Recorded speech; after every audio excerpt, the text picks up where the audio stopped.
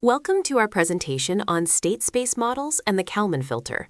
This session will cover the theory and practical application in EViews for uncovering unobserved components in time series data.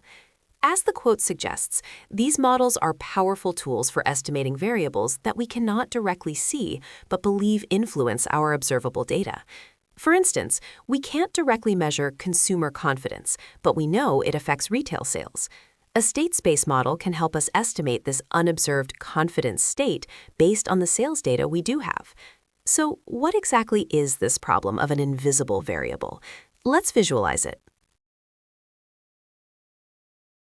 Standard regression models assume we can observe all relevant independent variables, but in economics, many key drivers are unobservable. Think of an iceberg.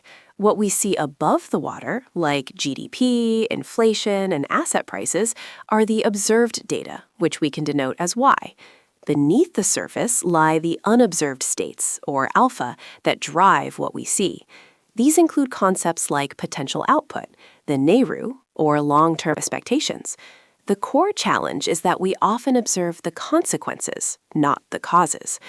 Our task is to use quantitative methods to filter the true signal from the noise in our data. For instance, we see rising inflation, the consequence, but we can't directly see the output gap, the cause, which is the difference between actual and potential output. State space models help us estimate this gap. Given this challenge, how do we decide when a state space model is the right tool compared to other time series methods? This flowchart helps position state space models. When analyzing time series data, the first question is whether all your variables are observable. If yes, and you're interested in their interactions, models like VAR, vector autoregression, VECM, vector error correction model, or ARIMA, autoregressive integrated moving average, are appropriate.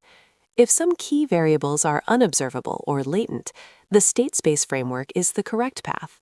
Within the state space framework, a further question is whether the model's parameters are constant. If they are, it can simplify to a standard regression. If they are dynamic and evolve over time, we use the Kalman filter to estimate them. Choose state space when your theory relies on latent variables, dynamic coefficients that evolve over time, or when dealing with missing observations. The ARIM model is excellent for pure forecasting, but is often considered a black box because it's hard to give its parameters a structural economic interpretation. The VAR model is great for analyzing interactions between multiple observable time series, but it struggles when latent factors are theoretically important. State space models are specifically designed to handle latent variables. Their key strength, via the Kalman filter, is the ability to manage time-varying parameters and even missing data points seamlessly.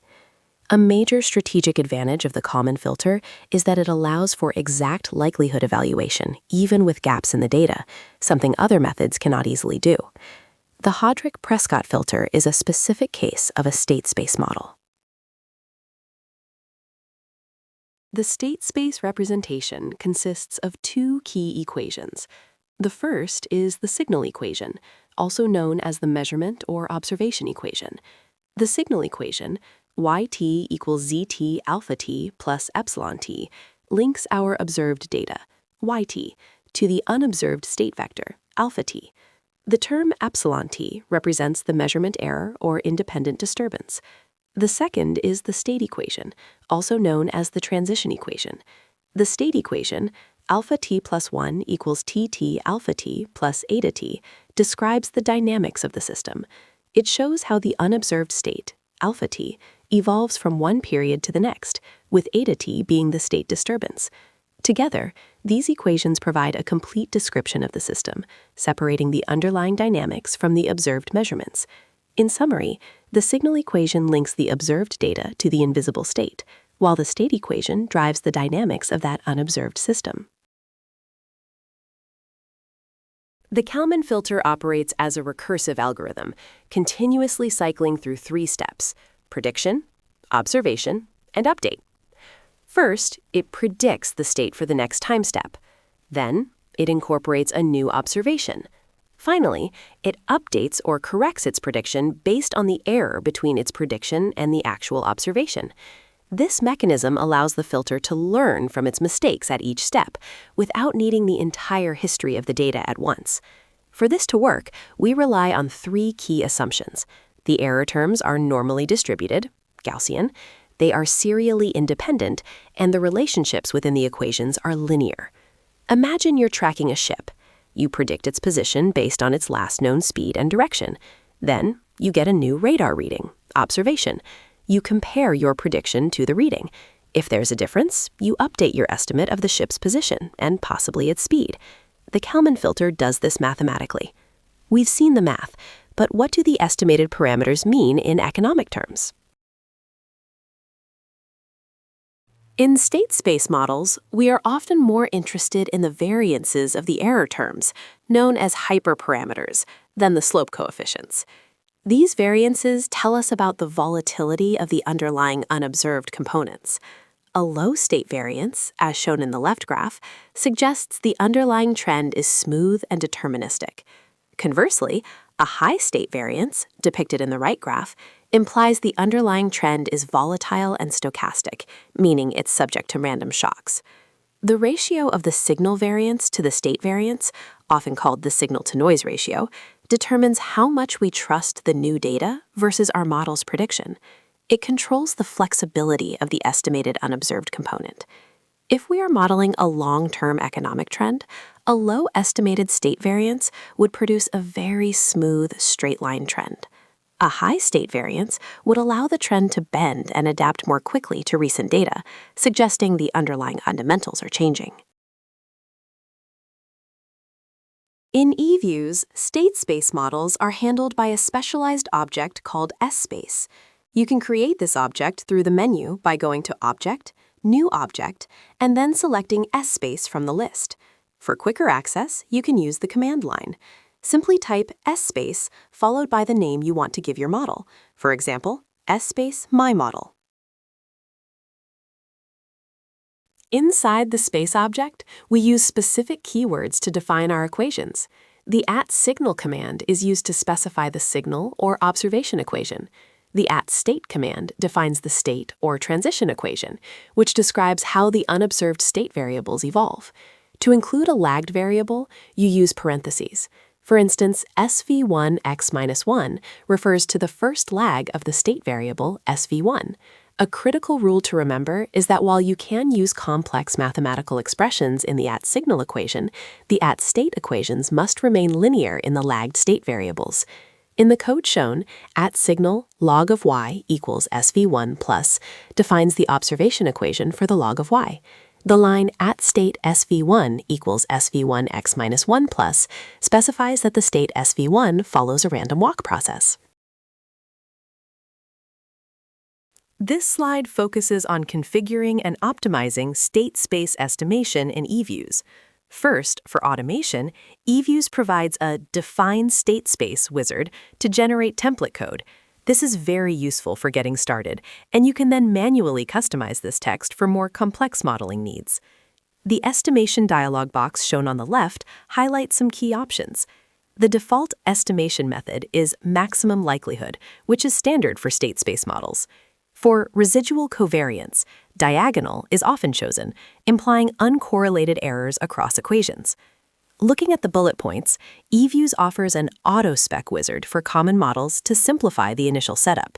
The default optimization method is BFGS, a robust algorithm for maximizing the likelihood function.